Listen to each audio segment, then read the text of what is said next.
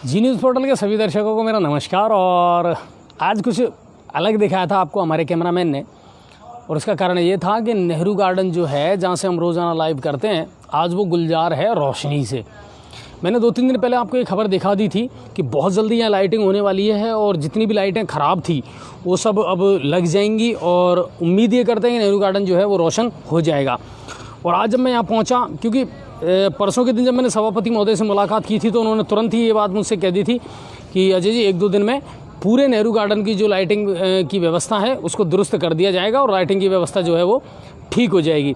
और आज जब मैं यहाँ पहुँचा तो यकीन मानिए नेहरू गार्डन में आके मेरा दिल भी गार्डन हो गया। पहले सिर्फ एक लाइट थी जहाँ से हम लाइव किया करते थे, लेकिन आज पूरी तरह से ये रोशन है। अब आप कहीं से भी लाइव कर सकते हैं। कम से कम हमारे लिए तो ये फ़ायदे वाली बात हुई। चलिए, तो धन्यवाद सभापति महोदय को भी, और जो भारत विकास परिषद जिन्होंने इसको गोद ले रखा है, अडॉप्ट कर रखा है, उनके जो नए अध्यक्ष बने हैं उनको भी हमारी ओर से बहुत बहुत धन्यवाद सर कि आपने ये सोचा। और जो वार्ड पार्षद हैं, उन जिनके अंडर में ये आता है, कुबेर मेडिकल वाले जो सर हैं, उन्होंने भी मुझसे कहा था कि बिल्कुल आप यहाँ से लगातार लाइव करते हैं, पूरे गंगापुर की खबरें बताते हैं, तो हम बहुत जल्दी जो है वो इसको ठीक करेंगे, इसकी जो व्यवस्थाएं हैं उनको दुरुस्त करेंगे। और आज वो सारी चीज़ें हमको देखने को मिली। तो आप सभी हमारे लिए बहुत बहुत धन्यवाद आप सभी का, और आप सभी हमारे लिए बधाई के पात्र हैं। आज ये खूबसूरत लग रहा है, अच्छा लग रहा है, रोशनी है यहाँ पर पर्याप्त मात्रा में, तो इससे अच्छी बात क्या हो सकती है। चलिए अब शुरुआत करते हैं आज की खबरों का सिलसिला। लेकिन उससे पहले मैं मेरे जितने भी गुरुजन हैं जिन्होंने मुझे पढ़ाया, जिन्होंने मुझे शिक्षा दी, ज्ञान दिया, ज़िंदगी का तजुर्बा दिया, और आज जिनकी बदौलत मैं बहुत कुछ ज़िंदगी को समझने लगा हूँ, आज इस मुकाम पर पहुँचा हूँ, तो सबसे पहले मैं गुरु पूर्णिमा के इस अवसर पर अपने तमाम गुरुजनों को, शिक्षकों को दिल से नमन करता हूँ सर। और आप सबको बहुत बहुत मेरी ओर से सशक्त नमन कि आपका योगदान जो मेरे जीवन में रहा है वो मेरे लिए अविस्मरणीय है, वो हमेशा मेरे जीवन में रहेगा। और बहुत सारे टीचर ऐसे हैं सर जो आज भी मेरे दिल में हैं और जिनका मैं दिल से सम्मान करता हूँ, जिनकी इज्जत करता हूँ। और वही बात है ना कि गुरुर् ब्रह्मा गुरुर् विष्णु गुरुर्देवो महेश्वराय, और गुरुर् साक्षात परम ब्रह्म, और तस्मै श्री गुरुवे नमः, कि गुरु से बड़ा पद दुनिया में किसी का नहीं हो सकता। और उस गुरु को हम सहस्त्र नमन करते हैं। और आज की तारीख में अगर देखा जाए ना सर, तो बच्चों में हमने वो शिक्षा और संस्कार नहीं दिए कि वो गुरु का सम्मान करें, गुरु की इज्जत करें। क्योंकि पहले जो होता था ना, पहले अध्यापक जो था, शिक्षक जो था ना, उसका आत्मिक लगाव जो है वो अपने स्टूडेंट से होता था, अपने विद्यार्थियों से होता था। आजकल क्या है कि पर्सनल और प्रोफेशनल दो चीज़ें अलग अलग हो गई। आजकल ना शिक्षक वैसे रहे और ना फिर स्टूडेंट वैसे रहे, हम प्रोफेशनल ज़्यादा हो गए। बाकी उस समय जब हम पढ़ा करते थे तो सही बात ये बताऊँ मैं आपको, मुझे आज भी याद है, मैं शायद 4th या 5th स्टैंडर्ड में था। हमारे एक टीचर थे, प्राइवेट स्कूल में मैं पढ़ा करता था, उनका गवर्नमेंट पोस्टिंग हो गया। और जब हमें पता चला कि वो छोड़ करके जाने वाले हैं विद्यालय को, तो इतना रोए सर हम उस टीचर के जाने से। जबकि सबसे ज़्यादा मारने के मामले में, पीटने के मामले में वो सबसे ज़्यादा फेमस थे हमारे विद्यालय में। लेकिन वो उनका जो दंड था या उनकी जो पनिशमेंट थी ना, वो कोई मायने नहीं रखती थी सर। सबसे बड़ी बात ये थी कि हम दिल से इस्तकबाल करते थे, दिल से हम इज्जत करते थे अपने अध्यापकों की। आज हमारे समाज से ये चीज़ें धीरे धीरे ख़त्म हो रही हैं। टीचर भी प्रोफेशनल हो गए और स्टूडेंट हैं या अभिभावक हैं, उनको भी लगता है कि नहीं साहब, भारी भरकम मोटी फीस देते हैं हम, तो हमारे भी जो रिलेशन है अब टीचर से वो प्रोफेशनल हो गए। लेकिन फिर भी ये हमेशा याद रखना सर, ज़िंदगी में टीचर का योगदान, शिक्षक का योगदान बहुत बड़ा होता है। और शिक्षक सिर्फ वो नहीं होता जो विद्यालय में रह करके आपको शिक्षा दे। हर रोज़ जो आपको कोई ना कोई सबक सिखा दे, वही हमारा गुरु है, वही हमारा शिक्षक है। और मेरा ये मानना है कि ज़िंदगी से बड़ा शिक्षक तो कोई हो ही नहीं सकता। जो ज़िंदगी सिखाती है ना हर रोज़, वो तो कोई नहीं सिखा सकता सर। आपको पता है, मैंने पहले भी कहा था, हमको सुकून की नींद कब आती है? जब दिन भर के जितने हमारे काम हैं, मुश्किलात हैं, जितनी समस्याएं हैं, उनका जब हमारे समाधान हो जाता है, और रात को जब हम बिस्तरों पर जाते हैं और जब एकांत में बैठ करके हम ये सोचते हैं कि आज मैंने दिन भर में कितने काम सोचे थे और कितने काम हुए, और जब लगता है ना कि हाँ यार ये सारे काम आज मैंने पूरे कर लिए, या जितनी समस्याएं थी इनको सॉल्व कर लिया, तो हमको सुकून भरी नींद आती है। लेकिन अगर एक काम भी अधूरा रह गया ना पूरे दिन में, तो सुकून की नींद नहीं आती, बल्कि ये सोचना होता है कि कल इस काम को मुझे कैसे करना है। एक कहीं पढ़ा था मैंने कि ये ज़िंदगी भी अजीब है साहब, बहुत अजीब है। इसको समझने का प्रयास मत करो, इसको जीने का प्रयास करो कि ये ज़िंदगी भी अजीब सवाल देती है, हर रोज़ एक नया ख्याल देती है, और हम ढूंढते रहते हैं ताउम्र जवाब, और जब जवाब मिल जाए तो ये कमबख्त सवाल बदल देती है। जीवन और ज़िंदगी जो है ना, वो हर रोज़ एक नया सवाल हमारे लिए खड़ा करती है, और दिन भर यही तो करते हैं हम, उन सवालों का जवाब ढूंढते हैं, और जब जवाब मिल जाता है तो सुकून की नींद आ जाती है, और जब जवाब नहीं मिलता तो फिर बेचैनियाँ रहती हैं हमारे दिलों में। चलिए, आप सभी का बहुत बहुत धन्यवाद, और जितने भी हमारे गुरुजन हैं, शिक्षक हैं, उनको भी हम सत नमन करते हैं और सलाम करते हैं, आपको प्रणाम करते हैं, चरण वंदन आपको करता हूँ मैं दिल से, जिनका योगदान मेरे जीवन में रहा। चलिए, अब बात करते हैं आज की दिन भर की तमाम बड़ी खबरों की, तमाम छोटी बड़ी खबरें। अपडेट क्या है आज की? सबसे पहले तो मैं वही रिक्वेस्ट करूँगा, शेयर करो जिसमें आजकल आप कोताही करते हैं। मालूम है सर मुझे, और मेरा भी दिल दुखता है और टूटता है कि जिस तरीके से आप पहले हमारा साथ दे रहे थे ना, उस तरीके से अब उतना साथ नहीं मिल पा रहा। इस चीज़ को लेकर के बड़ा अफसोस भी होता है हमको, लेकिन ठीक है, हम हमारा काम कर रहे हैं और पूरी ईमानदारी के साथ में कर रहे हैं, तो आपको भी अपना काम करना चाहिए, तो शेयरिंग ज़रूर करें। आज के दिन भर की तमाम खबरों की अगर बात करें तो आज एक बड़ी चौंकाने वाली खबर आई, और सोशल मीडिया पर भी वो ट्रेंड कर रही थी कि साहब शिक्षा मंत्री एक बार फिर अपने बयानों से पलटते हुए नज़र आए। उन्होंने कहा था कि साहब विद्यालय जो है वो 2 अगस्त से खुलने वाले हैं, जितने भी विद्यालय हैं, महाविद्यालय हैं, वो 2 अगस्त से खोल दिए जाएंगे। आज उन्होंने कहा है कि नहीं साहब, अभी तारीख फिक्स नहीं है, और 5 सदस्यों की एक कमेटी बना दी गई है, वो कमेटी अपनी रिपोर्ट सौंपेगी सीएम गहलोत को, और उसके बाद में सीएम गहलोत निर्णय लेंगे। मुझे हमेशा से ये लगा शिक्षा मंत्री हर निर्णय को लेकर के कन्फ्यूज़ रहे हैं, और खुद तो रहे हैं, मगर उन्होंने जनता को भी कन्फ्यूज़ ही किया है, हमेशा कन्फ्यूज़ किया है, और ये बड़ी ताज्जुब की बात है। लेकिन कुल मिलाकर के मैं इतना कह सकता हूँ कि 2 अगस्त से 101% स्कूल खुलेंगे, ज़रूर खुलेंगे, क्योंकि जो 5 सदस्यीय कमेटी है वो रिपोर्ट जल्द से जल्द सीएम गहलोत को दे देगी, और सीएम गहलोत पहले ही अपनी सैद्धांतिक मंजूरी इस चीज़ को दे चुके हैं कि हाँ, अब स्कूल खुलने चाहिए, विद्यालय खुलने चाहिए। तो उम्मीद ये करते हैं 2 अगस्त है या 3 अगस्त है, 1-2 दिन डिले भले ही आप कर सकते हैं, लेकिन कुल मिलाकर के विद्यालय जो हैं वो खुलने वाले हैं, खुलेंगे ज़रूर, ये हम उम्मीद कर सकते हैं। RBSE, Rajasthan board of secondary education या सीनियर सेकेंडरी एजुकेशन, माध्यमिक शिक्षा बोर्ड का आज 12वीं का रिजल्ट जारी हो गया, तीनों ही वर्गों का। ऐसा पहली बार हुआ है, क्योंकि ज़िंदगी में ये 1.5-2 सालों में जो कुछ भी हुआ ना, वो पहली बार ही तो हुआ है। बच्चे प्रमोट पहली बार हुए। आज मैंने एक अखबार की खबर देखी थी सर, सुबह सुबह उस पर लिखा हुआ था 12वीं का रिजल्ट आज, लेकिन टेंशन की बात नहीं है, सब पास होने वाले हैं, क्योंकि वो तो होने ही वाले थे, सबको प्रमोट कर दिया गया। लेकिन कुल मिलाकर के आज रिजल्ट आ गया 12वीं कला, वाणिज्य और विज्ञान वर्ग का। अगर आर्ट की बात की जाए तो टोटल जो ओवरऑल रिजल्ट रहा है कला वर्ग का, वो रहा है 99 यानी 99.97%।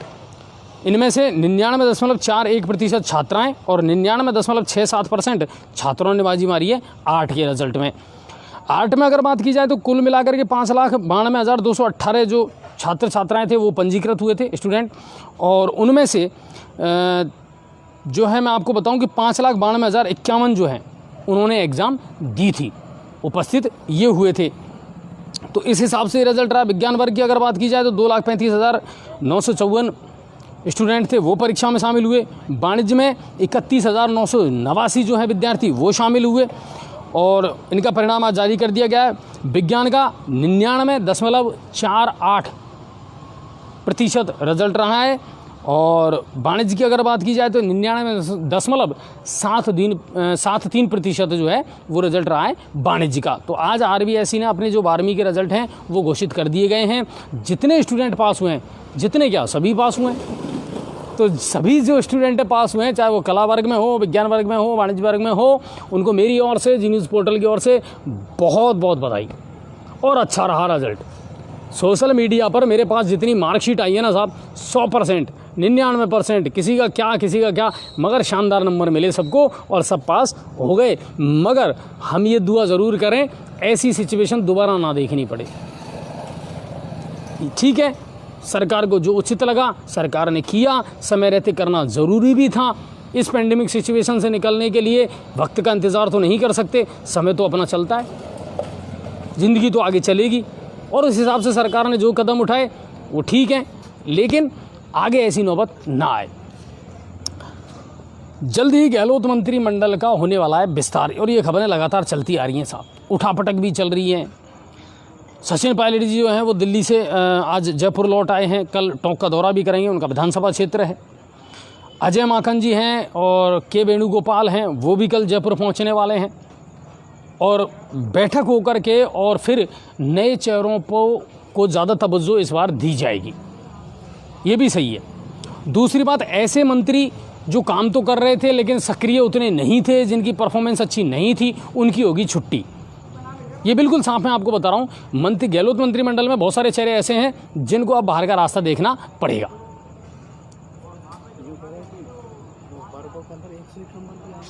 क्या 101? अच्छा, अगर ऐसा कोई रिजल्ट आया तो वो भी मुझे बताना। हमारी जो टीम है वो बता रही है कि साहब बढ़ के भी नंबर आए हैं, है ना, बोले साहब 101 102 नंबर भी आए हैं, तो क्या कहना साहब। अभी तो मैं देखूंगा, आज शाम को ही तो रिजल्ट आया है, लेकिन इसका एनालिसिस ज़रूर करूंगा, बहुत सारी चीज़ें देखने को मिलेंगी साहब। तो ये बात है। और हमारे दर्शक यार क्या कहना इनका, इतने सक्रिय हर फील्ड में कि लगातार हमारे पास में जानकारी देते रहते हैं और कुछ ना कुछ ऐसी चीज़ निकाल करके लाते हैं जो मत पूछिए आप। तो गहलोत मंत्रिमंडल का जल्द से जल्द विस्तार होगा। पुराने चेहरों में से कुछ ऐसे हैं जिनकी परफॉर्मेंस अच्छी नहीं है तो उनकी होगी छुट्टी, लेकिन नए चेहरे भी शामिल किए जाएंगे। 10 से अधिक संसदीय सचिव बनाए जा सकते हैं, इस पर मंथन शुरू हो गया और उम्मीद ये करते हैं कि 27 या 28 तारीख को गहलोत मंत्रिमंडल का विस्तार हो जाएगा, ये पूरी संभावना है। अब चलते हैं अगली खबर की तरफ, और अगली खबर है खुशखबरी देने वाली, खुशी देने वाली। टोक्यो ओलंपिक शुरू हो चुका है जापान की राजधानी टोक्यो में, और कल उसका आगाज़ हुआ विधिवत रूप से धूमधाम तरीके से। आज पहला दिन था और पहले ही दिन दिला दिया हमको पदक हमारी महिला सशस्त्रीकरण ने। यस, हमारी एक महिला एथलीट जो थी, महिला खिलाड़ी जो थी, उन्होंने हमको पहला दिलाया रजत पदक। 49 किलोग्राम भार का जो वेट लिफ्टिंग का मुकाबला था उसमें वो अकेली ही प्रतिभागी थी हिंदुस्तान से, और उन्होंने पहले ही दिन वेट लिफ्टिंग के 49 किलोग्राम वर्ग में मीराबाई चानू, उन्होंने रजत पदक दिलाया हिंदुस्तान को। आपको बता दूं अब से 21 साल पहले, हाँ मुझे जहाँ तक याद है 2000 में वेट लिफ्टिंग में हमको कांस्य पदक मिला था। उसके बाद में अब जाकर के हमको वेट लिफ्टिंग में एक पदक मिला है। अगर मैं 2000 की बात करूं तो मुझे जहाँ तक याद है कि शायद है ना वो कर्णम मलेश्वरी, जिन्होंने वेट लिफ्टिंग में हमको ये पदक दिलाया था, उन्होंने दिलवाया था। उसके 21 साल बाद में अब जाकर के हमको रजत पदक मिला है वेट लिफ्टिंग में। और अभी तो हिंदुस्तान के बहुत सारे चांस हैं, राष्ट्रपति और प्रधानमंत्री ने भी उनको बधाई दी है, उनके गृहनगर में भी, उनके परिवार में भी खुशियों का माहौल है, और कुल मिलाकर के ये खाता खुल गया पदकों का। तो हिंदुस्तान उसमें भी अपना नाम कमाएगा। हमारी और आपकी सबकी दुआएं हैं, शुभकामनाएं हैं अपने खिलाड़ियों के साथ में। विपरीत परिस्थितियों में रह करके भी ये लोग जिस तरह का प्रदर्शन करते हैं ना सर, ये काबिल तारीफ है। क्रिकेट जैसे बड़े गेम को, बड़े खेल को हम अप्रिशिएट करते हैं, करोड़ों रुपए अरबों रुपए की उसमें राशि लगती है, इसको तो हम देखते ही हैं, मगर क्या हम इन खिलाड़ियों को कभी हौसला अफजाई करते हैं? नहीं करते सर। जबकि हमारा फ़र्ज़ ये बनता है कि हिंदुस्तान से अगर कोई खिलाड़ी बाहर जाकर के हमारे देश का नेतृत्व कर रहा है तो हमको उसकी हौसला अफजाई करनी चाहिए। और टोक्यो ओलंपिक में बहुत सारे पदकों से हम उम्मीद कर सकते हैं कि हमारी झोली में बहुत सारे पदक आएंगे, और इसकी शुरुआत हो चुकी है। तो मीराबाई जी, हम भी आपको शुभकामनाएं देते हैं और आपको सलाम करते हैं। आपने हिंदुस्तान का जो सीना है वो गर्व से चौड़ा किया। चलिए, और कल से शुरू हो रहा है श्रावण मास। अब अगर श्रावण मास की बात की जाए तो अब गंगापुर सिटी के लिए तो श्रावण मास है ना, कुछ ऐसा ही है उथल पुथल वाला। हर ज़िले से हमारे पास में खबर आ रही है कि साहब शानदार बारिश हो रही है। माधोपुर जो हमारा ज़िला मुख्यालय है वहाँ भी अच्छी बारिश हो चुकी है, लेकिन गंगापुर सिटी का क्या कहना। आपको पता है जैसे टेलीविज़न किसी प्रोग्राम में, सीरियल में बीच बीच में एडवर्टाइज आता है ना, वैसे बारिश हो रही है हमारे यहाँ, बिल्कुल वैसी ही बारिश हो रही है। 2 मिनट का ऐड आएगा, बस 4-6 बूंदें गिरेंगी और फिर उसके बाद में नदारद। गर्मी से लोगों को जितनी राहत मिलनी चाहिए उतनी नहीं मिल पा रही है। दूसरी बात, विधानसभा क्षेत्र गंगापुर सिटी के आसपास के इलाकों में भी उतनी अच्छी बारिश नहीं हुई है जिसकी लोगों ने उम्मीद की थी। अभी भी हमारे यहाँ कुंडे, तालाब और बांध जो हैं वो खाली पड़े हुए हैं। लेकिन कल से श्रावण मास की शुरुआत हो रही है और भगवान शिव जो हैं उनके अभिषेक, उनकी पूजा अर्चना, उनकी विशेष प्रार्थना कल से शुरू हो जाएगी 1 महीने के लिए। और इस बार जो श्रावण मास है वो 29 दिन का रहेगा। जो गणना की गई है उसके हिसाब से 29 दिन का रहेगा श्रावण मास। और 25 जुलाई रविवार, कल 25 जुलाई है, रविवार है, 25 जुलाई रविवार से इसकी शुरुआत होगी और रविवार को ही इसका समापन होगा। तो 29 दिन का रहेगा श्रावण मास इस बार और रविवार को इसका समापन हो जाएगा। और भोले का होगा अलग अलग प्रकार से अभिषेक, जलाभिषेक, दुग्ध अभिषेक। तो बिल्कुल भगवान भोले को हमारी ओर से भी शत नमन और प्रणाम। अब चलते हैं अगली खबर की तरफ। राजस्थान के कई हिस्सों में अगर मानसून की बात की जाए तो मानसून की बारिश जो है वो बरस रही है। कई जिलों में अच्छी बरसात हो रही है। मौसम विभाग का ये कहना है कि आने वाले 24 घंटों में 5 संभाग ऐसे हैं, भरतपुर है, कोटा है, उदयपुर है, अजमेर है, जयपुर है, इनमें अच्छी खासी बारिश हो सकती है। तो संभावना व्यक्त की है, अलर्ट भी जारी किया है। लेकिन अब गंगापुर में कितनी होगी, हमारे आसपास के क्षेत्र में कितनी होगी, ये देखना पड़ेगा। 30 जुलाई को प्रदेश के कई अभिभावक जो हैं वो शिक्षा संकुल जयपुर पर प्रदर्शन करने वाले हैं। और कारण क्या है? फीस। निजी स्कूलों के द्वारा फीस मांगी जा रही है और अभिभावकों ने हाथ खड़े कर दिए हैं। उनका कहना है कि साहब हम फीस देने में असमर्थ हैं। अभिभावकों का कहना है कि 2016 का जो फीस एक्ट है उसी के अनुसार फीस ली जानी चाहिए। इसके अलावा विद्यालय खोलने की बात को लेकर के भी विरोध कर रहे हैं अभिभावक। तो 30 तारीख को बड़ा प्रदर्शन कर सकते हैं अभिभावक महोदय, अब फीस को लेकर के और विद्यालय खोलने को लेकर के।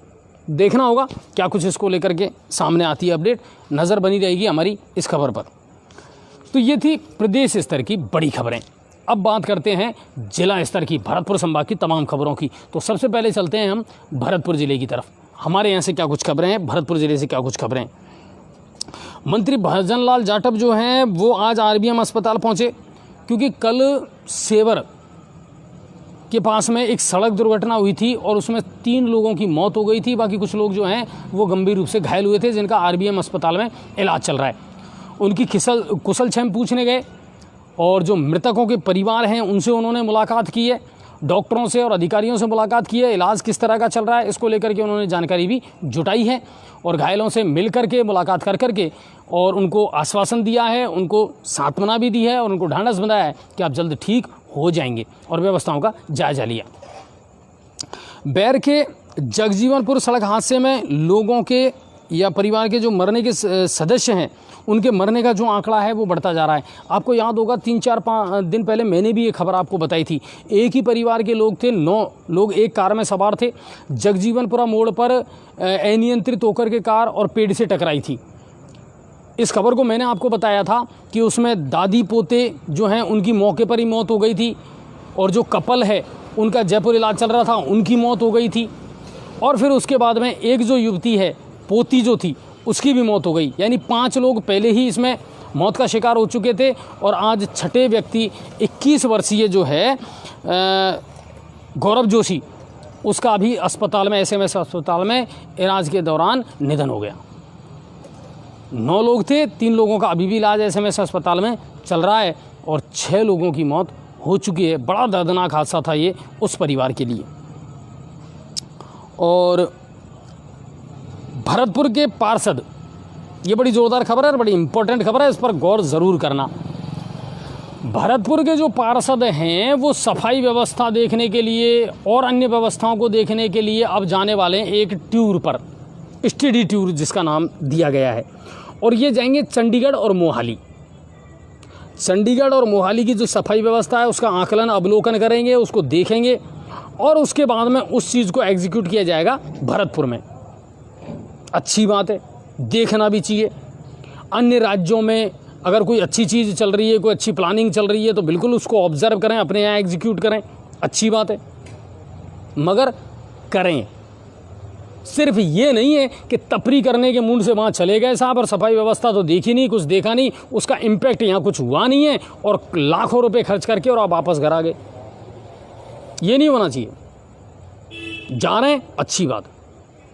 आपको मैं बता दूं, भरतपुर के ये पार्षद पहले भी 2 बार इस तरह का स्टडी टूर कर चुके हैं जिस पर 25 लाख रुपए का खर्चा आया था। तो पहले भी कर चुके हैं ये, रिजल्ट क्या निकला? तो ये चीज़ है इम्पोर्टेंट कि आप जाएं, देखें, लेकिन कम से कम वो चीज़ें फिर इनफील्ड आनी भी चाहिए कि हाँ हमने ये देखा है, इसको अब हम हमारे यहाँ अप्लाई करेंगे तो ज़्यादा अच्छा रहेगा। बेवजह पैसा खर्च करने से कोई फ़ायदा नहीं है। अब चलते हैं धौलपुर की तरफ। धौलपुर एसपी केसर सिंह शेखावत है, वो लगातार कुछ ना कुछ सुर्खियाँ बटोरते रहते हैं और लगातार सक्रिय रहते हैं। तो बाड़ी के गांव डबोकापुरा में आज एक 50 वर्षीय वृद्ध की संदिग्ध अवस्था में मौत का मामला सामने आया है और 50 वर्षीय लोहरे कुशवाहा का शव पुलिस ने पोस्टमार्टम करके और परिजनों को सौंप दिया है। लेकिन मौत के क्या कारण थे ये जांच का विषय है और पुलिस इसमें जांच कर रही है। वहीं एक मामला और आया, ट्रेन से कट करके एक युवक की मौत का मामला सामने आया है और गांव दूकापुरा के पास की ये घटना हुई है। पुलिस ने सबको कब्जे में लेकर के मोर्चरी में रखवा दिया है और आपको बताऊं कि जहां शव मिला है उसके पास में ही उसकी बाइक जो थी वो भी खड़ी हुई थी और पुलिस को ये लगता है प्रथम दृष्टि में कि शायद ट्रेन से आगे कूद करके और इन्होंने आत्महत्या की है, लेकिन जांच का विषय है और पुलिस इस हिसाब से जांच कर रही है। एसपी केसर सिंह शेखावत लगातार सक्रिय रहते हैं फील्ड में और पुलिस वालों को लगातार दिशा निर्देश देते रहते हैं, अपराधियों के खिलाफ लगातार कार्रवाई भी करते रहते हैं, चाहे अवैध नशे के खिलाफ हो, चाहे अवैध हथियारों के खिलाफ कार्रवाई हो। इन दिनों डीजीपी जो हैं ML लाठर, उनके निर्देश पर जितने भी राजस्थान के ज़िले हैं उनके जितने भी पुलिस अधीक्षक हैं वो लगातार ऐसे अपराधी जो भगोड़े हैं लंबे समय से, मोस्ट वांटेड हैं और फरार हैं, उनके खिलाफ अभियान चला रखा है और उनको धरपकड़ की जा रही है उनकी। इसी मामले को लेकर के मैं आपको बताऊं कि निहालगंज पुलिस ने 10 साल से फरार चल रहे नेत्रपाल गुजर निवासी खड़गपुर को भी गिरफ्तार किया है। ये 10 साल से फरार था और इसकी पुलिस को तलाश थी। इसी तरह कंचनपुर पुलिस जो है उसने भी 5 साल से फरार चल रहे एक स्थायी वारंटी को बाड़ी बस स्टैंड से दबोच लिया। तो कुल मिलाकर के जो वारंटी ऐसे हैं जो लंबे समय से फरार चल रहे हैं, पुलिस को जिनकी तलाश है, अब उनके खिलाफ अभियान चल रहा है और उनकी गिरफ्तारियां की जा रही हैं। ये खबर थी धौलपुर से। अब चलते हैं हम करौली की तरफ। हमारे ज़िले से क्या कुछ खबर। अच्छा, शेयर कर रहे हैं या नहीं कर रहे आप लोग? अगर आप शेयर नहीं करेंगे ना तो फिर मैं वही बात है, अटली बटली डिलेसिस 2 मिनट का ब्रेक ले लूँगा, पर नहीं लूँगा, लाइव में ब्रेक नहीं होता। पर कुल मिला करके आप शेयर ज़्यादा से ज़्यादा करें और उम्मीद करता हूँ आपको, देखो दिन भर की जितनी भी खबरें हैं उनको निकाल करके आप तक पहुँचाना, उनको अच्छी तरीके से एनालिसिस करना आप तक। तो आपसे इतनी हेल्प ज़रूर चाहते हैं हम कि आप ग्रुप्स में अपने दोस्तों के पास में ज़रूर इन खबरों को भेजें, इनकी लिंक भेजें ताकि हमारे चैनल को ज़्यादा से ज़्यादा ताकत मिल सके।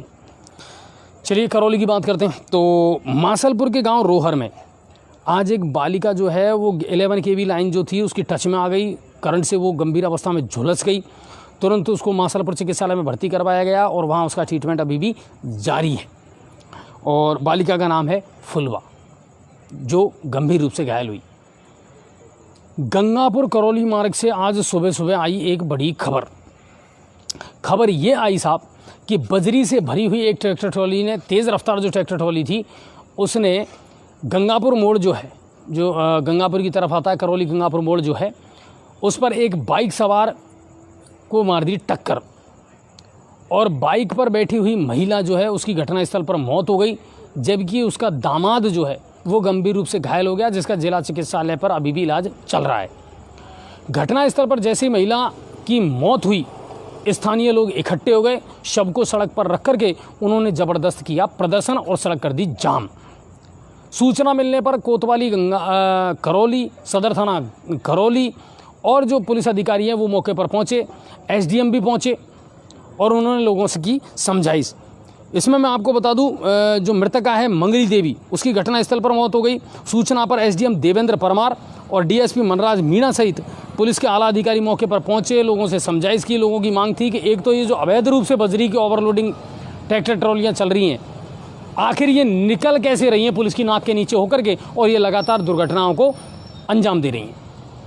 इनको बंद किया जाए, जो ट्रैक्टर चालक है उसके खिलाफ FIR दर्ज करके, प्राथमिकी दर्ज करके और उसके खिलाफ कड़ी कार्रवाई की जाए और परिवार को उचित मुआवजा दिलवाया जाए।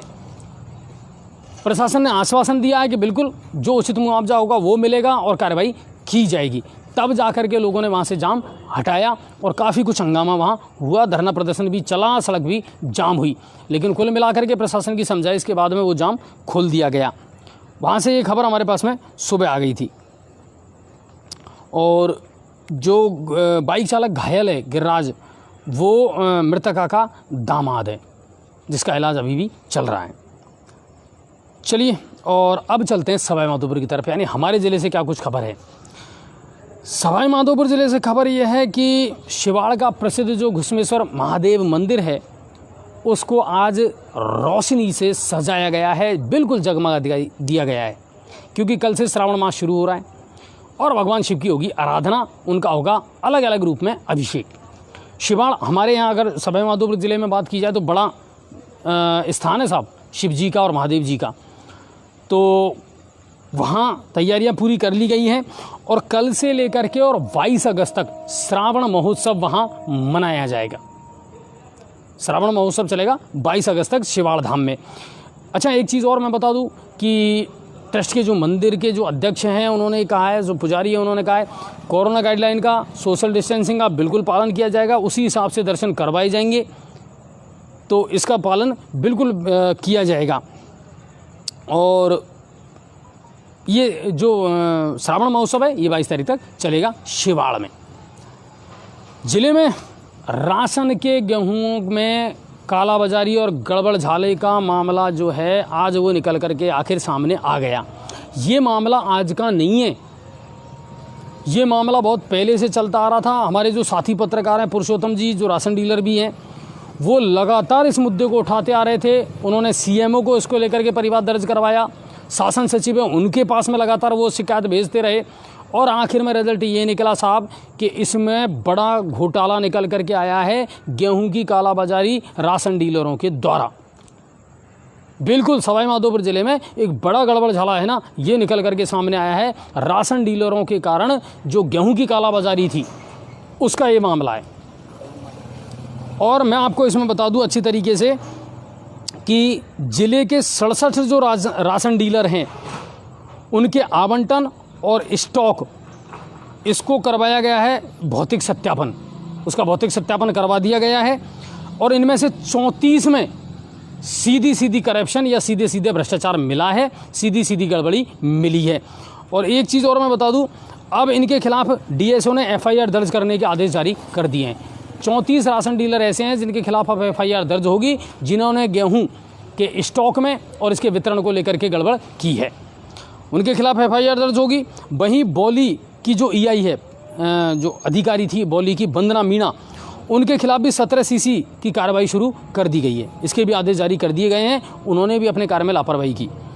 वर्ष 2016-17 से ये मामला चल रहा है और ये अनियमितताएँ चल रही हैं और पुरुषोत्तम जी ने इस मामले को पुरजोर तरीके से उठाया था, उन्होंने इसका पीछा नहीं छोड़ा और आखिर में आज इसका रिजल्ट निकल करके सामने आया कि जो गरीबों का गेहूं खा रहे थे और जो गरीबों का गेहूं डकार रहे थे उनके खिलाफ अब जो है ना ये बड़ी मछलियां भी इसमें पकड़ में आएंगी।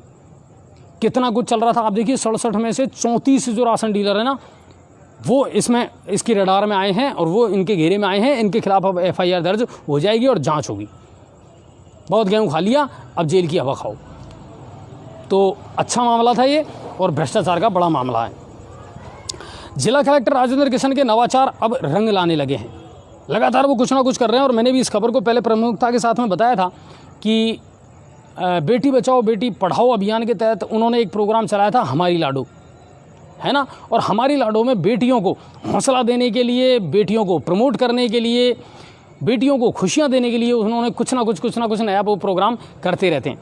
आज इसी को लेकर के उन्होंने जो सवाई माधोपुर ज़िले की चुनिंदा बेटियां थी उन्होंने आज अवलोकन किया विद्युत विभाग का। चुनी हुई जो लड़कियां थी वो विद्युत विभाग कार्यालय गई, विद्युत विभाग की प्रणालियों को जाना, काम करने के तरीकों को जाना, पूरा अवलोकन किया, किस तरह विद्युत सप्लाई होती है, काठी कहाँ से जाती है, किस तरह इनका सिस्टम चलता है, इस सारी जानकारी को जुटाया उन बेटियों ने। और उनके चेहरे पर थी शानदार हंसी और प्यारी सी मुस्कुराहट। होनी थी जब आप अलग जा करके और कुछ नया करते हो, क्योंकि बेटियों को इतनी आज़ादी है कहाँ कि वो जा करके इन जानकारियों को जुटा पाएँ।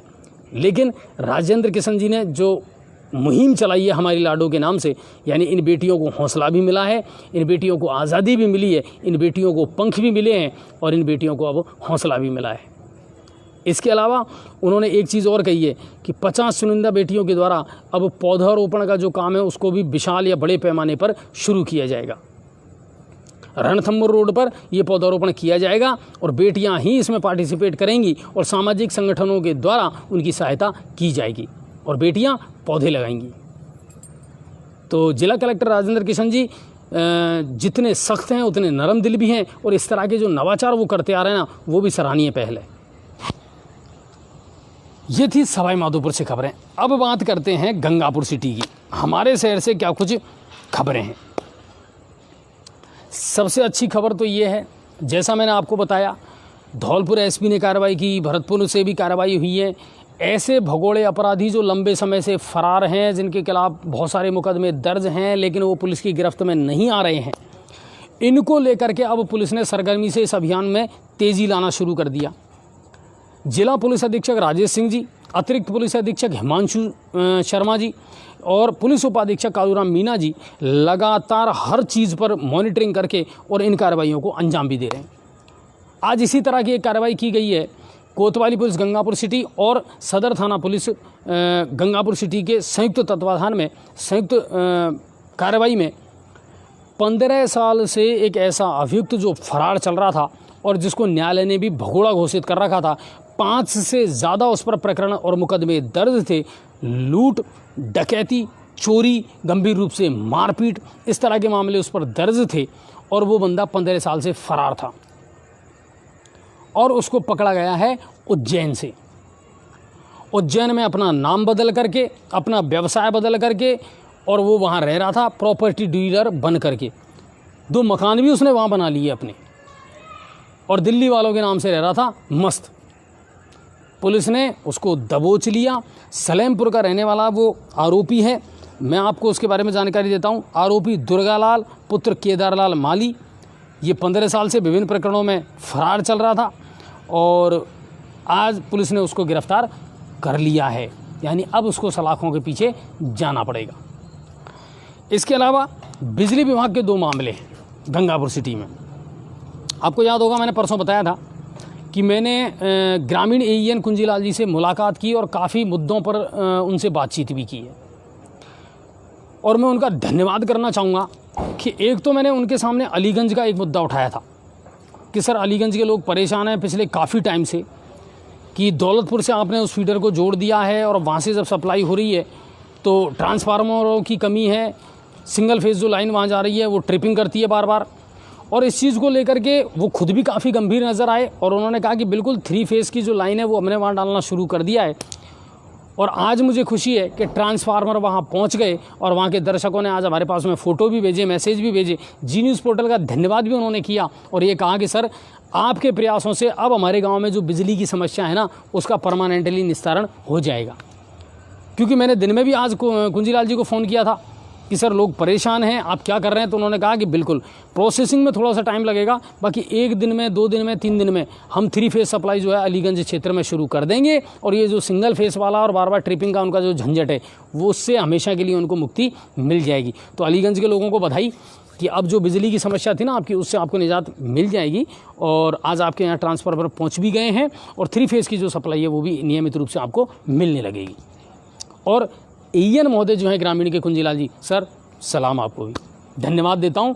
आपने गंभीरता से इन चीज़ों को सोचा और बहुत अच्छे तरीके से इस काम को अंजाम दिया।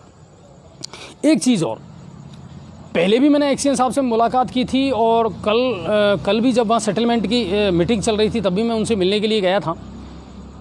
2 मुद्दे थे मेरे जो मैंने पहले भी उनसे कहा था कि साहब एक तो जैसे लाइन आपने शिफ्ट कर दी तो पोल खड़े रह जाते हैं, पोल फ्री है उससे कोई सप्लाई नहीं हो रही, लेकिन वो अतिक्रमण के रूप में खड़ा हुआ है। इसी तरह ट्रांसफार्मर रखने के बहुत सारे प्लेटफॉर्म ऐसे हैं सर जो ऐसी जगह रखे हुए हैं जिन्होंने आवागमन को और यातायात को भी प्रभावित कर रखा है। और इन चीज़ों को ध्यान में रखते हुए अब जो बिजली विभाग गंगापुर सिटी है वो बिल्कुल सक्रिय हो चुका है और काम करने लगा है। कई जगह से देखिए, किरण पैलेस के यहाँ एक खंभा टूटा था, जब आपको ध्यान हो उस दिन 27 या 28 खंभे टूटे थे।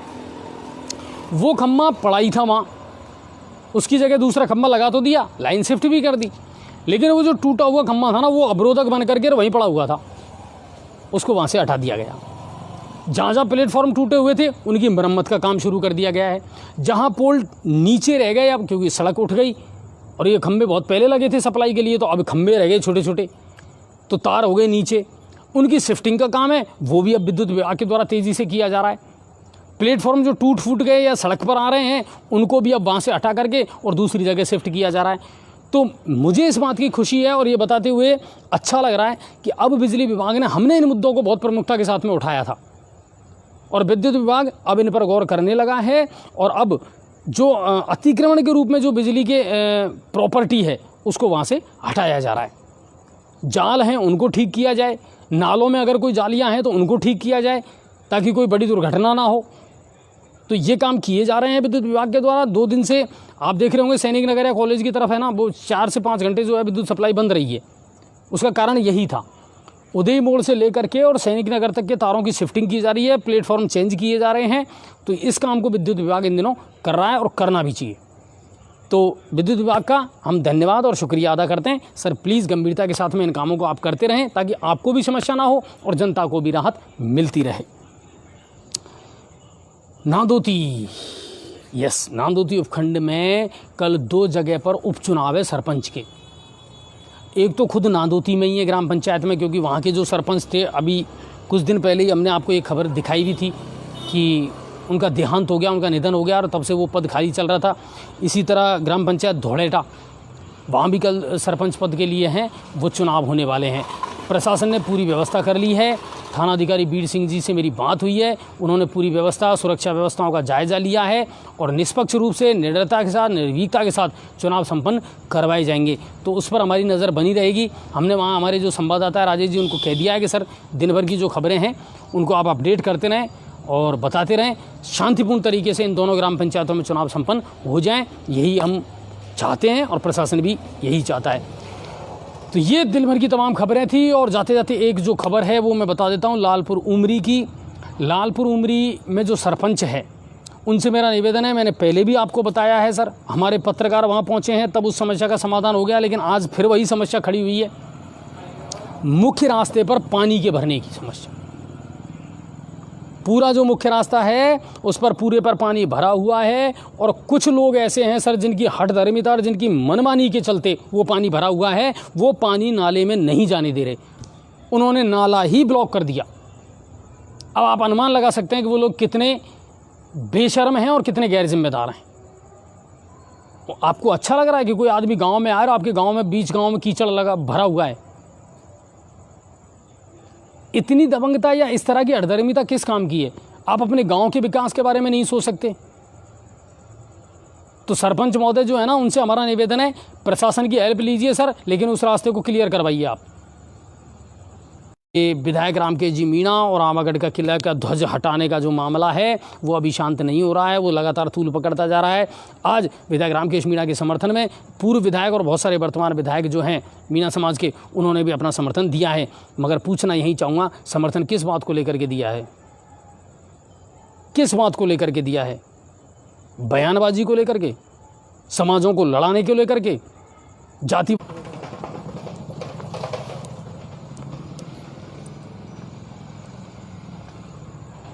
थोड़ी सी नेट की प्रॉब्लम थी इसलिए थोड़ा सा अटका था मामला। और मैं वही कहना चाह रहा हूँ कि बहुत सारे वर्तमान विधायकों ने और पूर्व विधायकों ने भी इसका समर्थन किया और समर्थन हम भी करते हैं। अगर किसी की ऐतिहासिक धरोहर के साथ में कोई भी छेड़खानी की जाती है या गड़बड़ की जाती है तो बिल्कुल उसको बर्दाश्त नहीं किया जाना चाहिए। मगर मैं इतना पूछना चाहता हूँ कि क्या आपको कानून और प्रशासन पर भरोसा नहीं है? 5 जून की जिस घटना को अंजाम दिया गया था उसके बाद में FIR दर्ज करवा दी गई थी, तो तो पुलिस पर भरोसा रखें, पुलिस अपनी कार्रवाई करेगी, मगर आप अपनी ओर से ऐसी कोई बयानबाजी ना करें जिससे समाज में कटुता पैदा हो। और ये हर व्यक्ति चाहता है कि समाज में एकता रहे। हम सब इसी माँ भारती की संतान हैं, सब मिलजुल करके और जिस तरह अब तक रहते आए हैं वैसे ही रहें। अपने राजनीतिक हित साधने के लिए आप कोई भी ऐसा बयान ना दें जिससे समाजों के बीच में कटुता पैदा हो।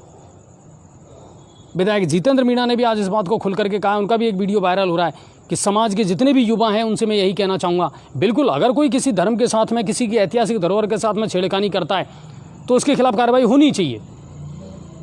उनके खिलाफ शिकायत दर्ज करवा दी गई है, उनके खिलाफ मुकदमा दर्ज करवा दिया गया है, लेकिन किसी एक धर्म या किसी एक समाज पर आक्षेप लगा देना वो एक गलत चीज़ है और कहीं ना कहीं उसका कोई भी समर्थन नहीं करेगा, क्योंकि इससे समाज में वैमनस्यता पैदा होती है, समाज में कटुता पैदा होती है। और वो जो वीडियो है वो वायरल भी हो रहा है। जितने भी हमारे जनप्रतिनिधि हैं उनसे मेरा यही कहना है, मुद्दे बहुत हैं सर, समस्याएं बहुत हैं। आप वहाँ जयपुर जाकर के कुछ ऐसे मुद्दे उठा रहे हैं, इससे अच्छा होता आप हमारे यहाँ विधानसभा क्षेत्र के भी मुद्दे लगातार उठाते रहें, इन समस्याओं का भी आप समाधान करें। लोग आपका समर्थन करेंगे, लोग आपके साथ रहेंगे, मगर अपने बयानबाजी, ऐसी बयानबाजी से बचें जिससे समाज में कटुता पैदा हो। किसी ने छेड़खानी की है, किसी ने ऐतिहासिक धरोहर को छिन्न भिन्न करने का प्रयास किया है, ऐसे असामाजिक तत्वों के खिलाफ कार्रवाई होनी चाहिए, ये समाज का हर वर्ग चाहता है। लेकिन कानून पर भरोसा रखें, लीगली जो आप प्रोसीजर कर सकते हैं वो करें। आपने एफआईआर दर्ज कराई, अच्छी बात है, लेकिन 5 जून की जो घटना हुई उसके बाद भी एफआईआर दर्ज हुई है सर, इंतज़ार तो करें। पुलिस कार्रवाई करती है नहीं करती है वो आप देखें। तो कुल मिलाकर के वो मामला चल रहा है, लेकिन फिर भी मैं समाज के, चाहे वो किसी भी समाज के युवा हों, उनसे इतना ही कहूँगा सर कि अगर हमको विकास के पथ पर, रोजगार के पथ पर आगे बढ़ना है तो हमको कई चीज़ों को गौण भी करना पड़ेगा, नगण्य भी करना पड़ेगा। हमको इन कंट्रोवर्सीज़ में नहीं फंसना कि धर्म के नाम पर, जातियों के नाम पर। परसों से यही तो चला आ रहा है सर। हमारी तो बदकिस्मती है कि हमारे देश का बंटवारा ही धर्म के नाम पर हुआ। कब तक इसी तरह लड़ते रहेंगे हम? कहते ना हिंदुस्तान बट गया, मगर हिंदुस्तान के आज इतने टुकड़े हो गए सर कि मत पूछो आप। क्षेत्रवाद के नाम पर, भाषा के नाम पर, जातिवाद के नाम पर हम अपने आप को असुरक्षित महसूस करने लगे हैं। हर समाज में अच्छे लोग होते हैं, हर समाज में बुरे लोग होते हैं। तो अच्छे और बुरे की पहचान करके हमेशा अच्छों का साथ दें, सच्चाई का साथ दें। सोशल मीडिया कई बार खबरों को बड़ा चढ़ा करके और इस तरीके से दिखा देता है साहब कि आप मत पूछिए। उसका इम्पैक्ट क्या होता है ये फिर बाद में पता चलता है। समाज छिन्न भिन्न हो जाता है, समाज के बीच में वैमनस्यता और कटुता पैदा हो जाती है। तो मैं हमारे जितने भी दर्शक हैं उनसे यही कहूँगा, एक तो कभी भी सोशल मीडिया पर, फेसबुक पर या जैसे हमारी खबरों पर आप ऐसे कमेंट ना करें जिससे किसी की भावनाएं भड़के। जितना आप किसी धर्म के हैं, किसी भी जाति के हैं, हम आपका सम्मान करते हैं, क्योंकि पहले आप हमारे लिए हमारे दर्शक हैं। यहाँ जो बोलता है वो सिर्फ एंकर अजय भारद्वाज नहीं बोलता है, वो एक आम आदमी के दर्द को, आम आदमी की समस्याओं को उठाता है, आम आदमी के मुद्दों को उठाता है। व्यक्तिगत रूप से मेरा क्या हूँ वो एक अलग चीज़ है। कैमरा बंद हुआ और यहाँ से जाने के बाद मैं व्यक्तिगत हूँ, लेकिन यहाँ मैं सार्वजनिक हूँ। और सार्वजनिक जीवन में तो कम से कम हमको बहुत सारी मर्यादाओं का ख्याल रखना पड़ता है। तो हमारे जितने जनप्रतिनिधि हैं जो किसी समाज का, समुदाय का, ये कहें कि हम तो एक विधानसभा का नेतृत्व कर रहे हैं, वो किसी जाति या समुदाय का नेतृत्व थोड़ी कर रहे हैं। तो आपकी थॉट ऑफ परसेप्शन सबके लिए होनी चाहिए, सबके हित में होनी चाहिए। बस इतना ही कहना चाहूँगा। बाकी वसुदेव कुटुंबकम की नीति वाले लोग हैं सर हम, और ये पूरी जहां, ये पूरी दुनिया, ये सब हमारा घर है।